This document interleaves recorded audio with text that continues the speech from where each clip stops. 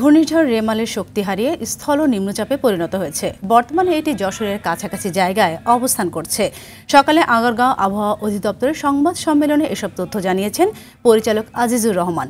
এদিকে ঘূর্ণিঝড় রেমালের প্রভাবে ভোর রাত থেকে রাজধানীতে ভারী বৃষ্টির সঙ্গে বইছে দমকা বাতাস। এতে মিরপুর সহ বিভিন্ন এলাকায় তৈরি হয়েছে জলাবদ্ধতা। বেশি ভোগান্তিতে পড়েছেন কর্মজীবীরা। শরীয়ত খানের রিপোর্ট।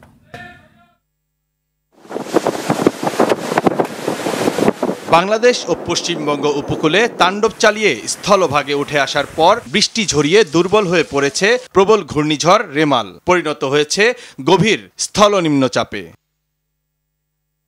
আবহাওয়া অফিস বলছে, উত্তর দিকে অগ্রসর হয়ে গভীর স্থল নিম্নচাপটি সকাল 10টার দিকে যশোর ও এর আশপাশের এলাকায় অবস্থান করছে।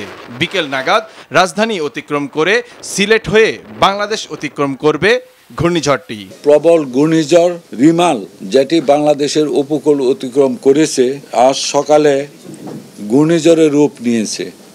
ঘূর্ণিঝড় থেকে এটি উত্তর পূর্ব দিকে অগ্রসর হয়ে দুর্বল হয়ে স্থল গভীর নিম্নচাপ হিসাবে বর্তমানে যশোর এবং তৎসংলগ্ন এলাকায় অবস্থান করছে। এখন পর্যন্ত চট্টগ্রামে সর্বোচ্চ 220 মিলিমিটার বৃষ্টিপাত রেকর্ড করা হয়েছে। ঘন্টায় সর্বোচ্চ 111 কিলোমিটার বাতাসের গতিবেগ ছিল পটুয়াখালীর খেপুপাড়ায়। পায়রা ও মংলা সমুদ্র বন্দরকে 10 নম্বর মহাবিপদ সংকেত নামিয়ে তার পরিবর্তে 3 নম্বর, আমি আবার বলছি 3 নম্বর স্থানীয় সতর্ক সংকেত দেখিয়ে যেতে বলা হয়েছে।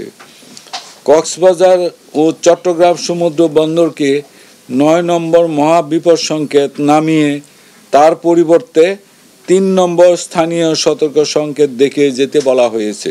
ঝড়ের বিপদ কেটে যাওয়ায় বন্দরের জন্য সংকেতও কমিয়ে এনেছে আবহাওয়া অফিস। তবে উত্তর বঙ্গোপসাগরে অবস্থানরত সব মাছ ধরার নৌকা ও ট্রলারকে মঙ্গলবার সকাল পর্যন্ত নিরাপদ আশ্রয়ে থাকতে ও সাবধানে চলাচল করতে বলা হয়েছে।